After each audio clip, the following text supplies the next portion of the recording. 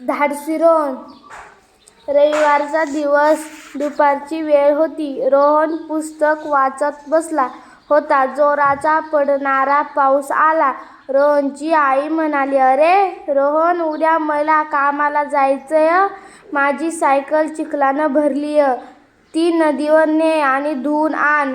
"हो आई," म्हणत रोहनने हातातले पुस्तक दप्तरात ठेवले आणि तो घराबाहेर आला. दारातील सायकल हातात धरून त्याने रस्त्यावर आणली आणि सायकल चालवत तो नदीकडे निघाला.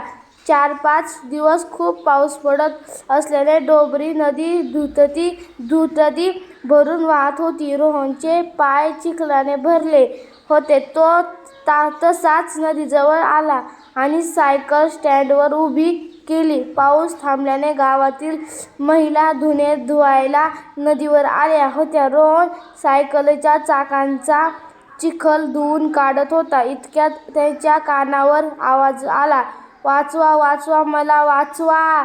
रोहनने मागे वळून पाहिले. एक महिला नदीच्या पाण्यात वाहून जात होती. खडकावर धुणे धुवत असलेल्या महिलांनी आरडाओरडा करायला सुरुवात केली. हे पाहताच रोहनने क्षणाचाही विचार न करता नदीत उडी मारली. 4-5 दिवस सतत पाऊस पडत असल्याने नदीच्या पाण्याचा वेग वाढला होता. त्या महिलेच्या नाकातोंडात पाणी गेल्याने ती घाबरली होती आणि पाण्याच्या प्रमुख प्रवाहात येऊन वाहत जाऊ लागली. तिने रोहनचे दोन्ही हात पकडायचा प्रयत्न केला. "मावशी, माझे दोन्ही हात धरू नका. आपण दोघेही पाण्यात बुडून जाऊ."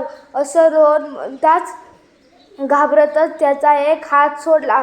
रोहनने जोर लावून त्या महिलेला नदीच्या कडेला असलेले खडकाजवळ आणले. आरडाओरडा करणाऱ्या महिलांनी धावत येऊन त्याला मदत केली. त्या महिलांनी ओळखले की अरे, या तर आपल्या छायाबाई गायकवाड आहेत. त्या गावातल्याच छायाबाई गायकवाड होत्या. छायाबाई सुखरूप बाहेर आल्याचे पाहून शेजारच्या महिलांना आनंद झाला. त्यांनी छायाबाईच्या नाकातोंडात गेलेले पाणी काढण्याचा प्रयत्न केला. छायाबाईंना खूप जोरात धाप लागली होती. त्या खूप मोठ्याने रडत होत्या. सर्वांनी मिळून त्यांना दवाखान्यात नेण्याचा निर्णय घेतला. छायाबाईंना सर्वात उचलून दवाखान्यात नेले. "अरे रोहन, तू पाण्यात उडी मारली म्हणून गायकवाडांची छाया वाचली. नाहीतर आज काय तिचं खरं नव्हतं." रोहनचे कपडे पाण्यात ओलीचिंब झाले होते. आईची सायकल घेऊन तो घरी गेला. अचानक घडलेल्या या घटनेने तोही अस्वस्थ झाला होता. आई वडील रागावतील म्हणून त्याने ही बातमी घरी कोणाला सांगितली नाही. हळूहळू ही बातमी गावात पसरली.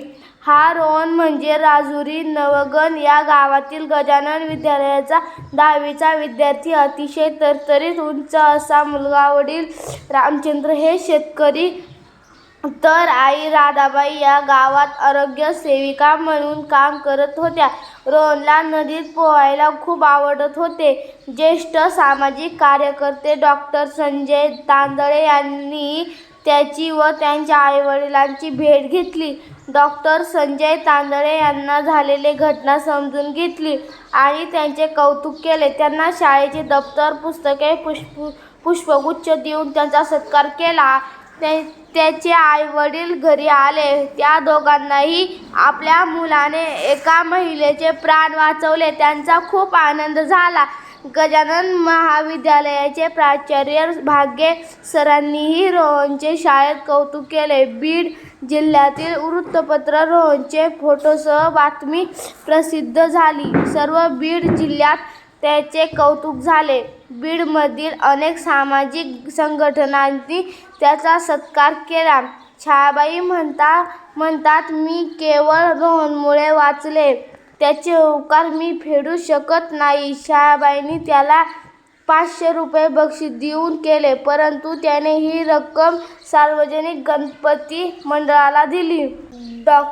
तांदळे यांनी पंतप्रधान राष्ट्रीय बाल शौर्य पुरस्कारासाठी खूप प्रयत्न केले आणि 2023 ला त्याला हा पुरस्कार विज्ञान भवनात देण्यात आला. त्यांच्या आईवडिलांना प्रथमच विमानाने दिल्लीत जाता आले. मोठा होऊन रोहनला डॉक्टर व्हायचे आहे आणि समाजाची सेवा करायची आहे. दुसऱ्यांना मदत करण्याचा संस्कार आईवडिलांनी केला. त्यामुळेच माझ्या हातून हे घडले, असे रोहनने सांगितले.